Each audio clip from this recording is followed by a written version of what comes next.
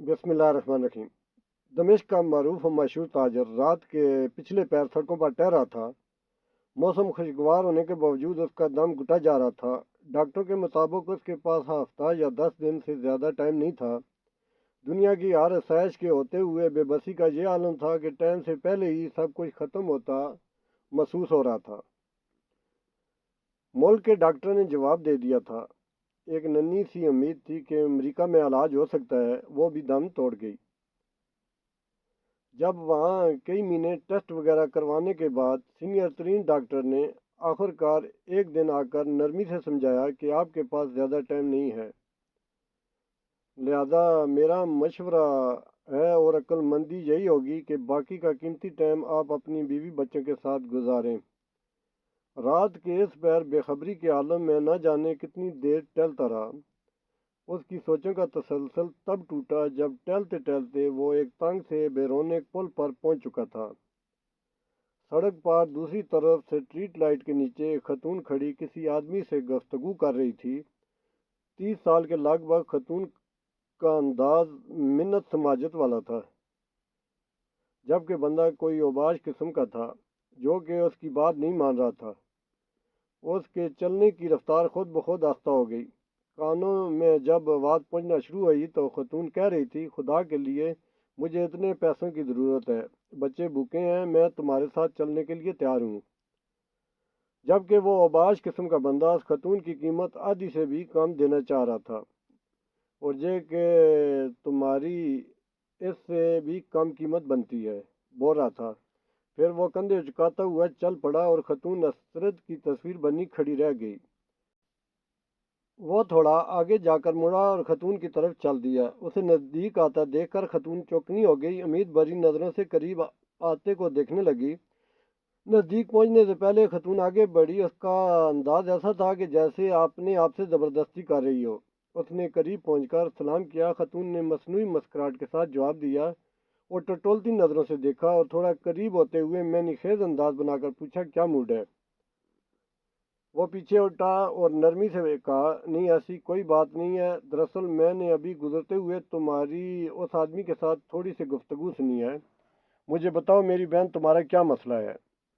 इस तरह पूछना था कि खतून, जो कि मजबूत दिखाई देने की कोशिश कर रही थी, यकदम रुआंसी हो गई। बोली, भाई कसम है उस ज़ात की जो हमारी गुफ्तगू सुन रहा है, मैं इस टाइप की औरत नहीं हूँ जो इस वक्त घर से निकल कर सड़क पर किसी का इंतज़ार करे, मगर मैं बहुत मजबूरी के आलम में इस वक्त इस जगह पे हूँ। उसे लगा किसी ने उसका दिल मुट्ठी में ले लिया हो। उसने मजीद नरमी से कहा, दिलों का हाल तो अल्लाह जानता ही है। बहन मुझे बताओ क्या बात है? बोली, मैं एक बेवा औरत हूँ, मेरे छोटे छोटे बच्चे हैं, शोहर को फौत हुए साल होने को है। शुरू में तो पड़ोसी रिश्तेदार कुछ मदद वगैरह कर देते थे, फिर आस्ता आस्ता सब ने हाथ खींच लिया। घर में राशन नाम की कोई चीज़ नहीं है, किराएदार का सब्र भी ख़त्म हो गया है। उसने कल शाम तक की आखिरी मोहलत दी है, अगर किराया न दिया तो सामान समेत घर से निकाल देगा। मेरे पास अब और कोई चारा नहीं रहा सिवाय के अपने आप को। यह कहते हुए उसकी बात बैठ गई। उसने भी जल्दी से दूसरी तरफ मुड़कर बहाने से अपने आंसू साफ किए, फिर मुड़कर जल्दी से बोला, बस बस ठीक है बहन, कोई बात नहीं। और अपनी जेबों में हाथ डाले तो पता चला कि जेबों में जो रकम है वो ना होने के बराबर है, क्योंकि जिस आलम में वो निकला था उसे तो होश ही नहीं था। उसने खतून से कहा, फिलहाल ये रखो और मुझे अपना एड्रेस बताओ। फिक्र करने की कोई ज़रूरत नहीं है, अपने घर जाओ, इंशाल्लाह सब ठीक हो जाएगा। खतून बेयकीनी के अंदाज में उसकी तरफ देख रही थी, जैसे सोच रही हो कि इस पर भरोसा करे कि ना करे।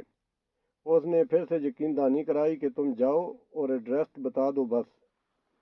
उसने आखिरकार एड्रेस बता दिया और फिर एक तरफ को चल पड़ी। थोड़ी देर तक खतून को जाता देखने के बाद वो मुड़ा और वापसी की तरफ तेजी से कदम उठाने लगा। घर पहुंचकर उसने काफ़ी मकदार में नकदी ली और ड्राइवर को बड़ी वैन निकालने को कहा।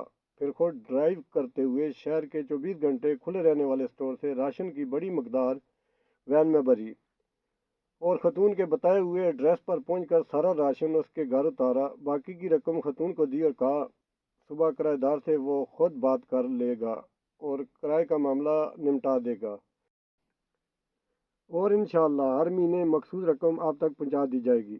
یہ کہہ کر جلدی سے بنا کچھ کیش انہیں واپس مڑ گیا۔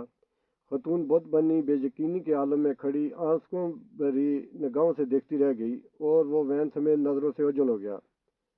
اس کی کیفیت اب کافی بلکہ بہت مختلف تھی، اس کے انگ انگ سے خوشی پھوٹ رہی تھی۔ کچھ گھنٹوں پہلے جو اس کی حالت تھی وہ اب یکسر بدل گئی تھی۔ اب اسے ہفتہ 10 دن گزارنے کی جو فکر تھی وہ تھوڑی کم ہو گئی تھی۔ ہفتہ 10 دنوں کا خیال آتے ہی اس نے کاغذ قلم لے کر خاتون کا ایڈریس لکھ کر وصیت لکھی کہ ہر ماہ باقاعدگی سے 4 لوگوں کے معقول سے بڑھ کر خرچے کی رقم اس ایڈریس پہ بھجوائی جائے، اور کاغذ کو لفافے میں بند کر کے تجوری میں رکھ دیا۔ اب اسے لگ رہا تھا کہ اپنے آخری سفر کے لیے وہ تیار ہے، یا تھوڑی بہت تیاری کر لی ہے۔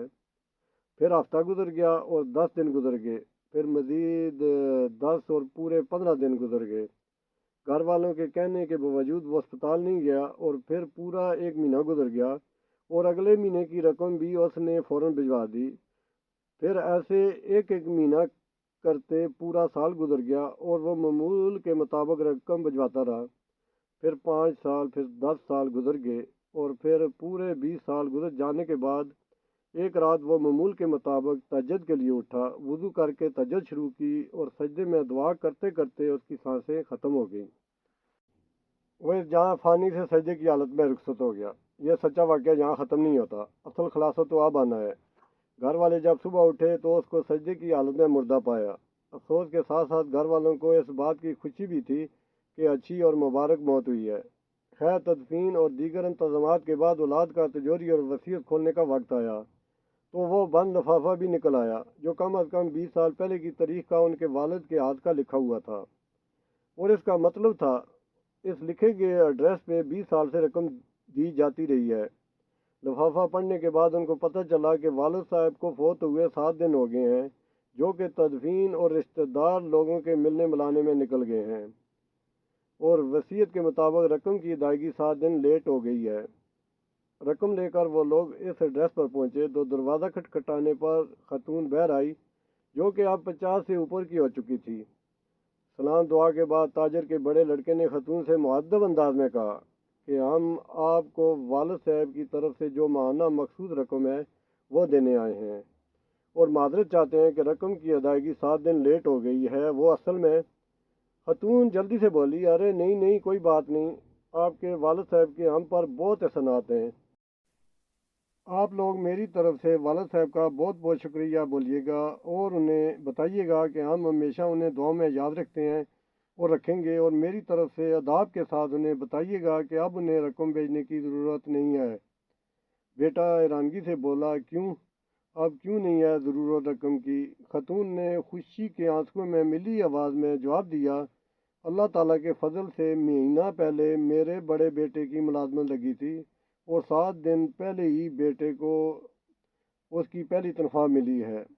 خاتون روانی میں پتہ نہیں کیا کیا بولے چلے جا رہی تھی، جب کہ لڑکوں کے کانوں میں خاتون کا یہی جملہ اٹک کر رہ گیا، 7 دن پہلے ہی میرے بیٹے کو اس کی پہلی تنخواہ ملی ہے۔ فرمان نبوی صلی اللہ علیہ وآلہ وسلم ہے کہ رازداری میں کیا گیا صدقہ اللہ پاک کے غضب کو بجاتا ہے۔ کائنڈلی آپ سے درخواست ہے کہ میری اس ویڈیو کو آگے شیئر کریں اور میرے چینل کو سبسکرائب کریں۔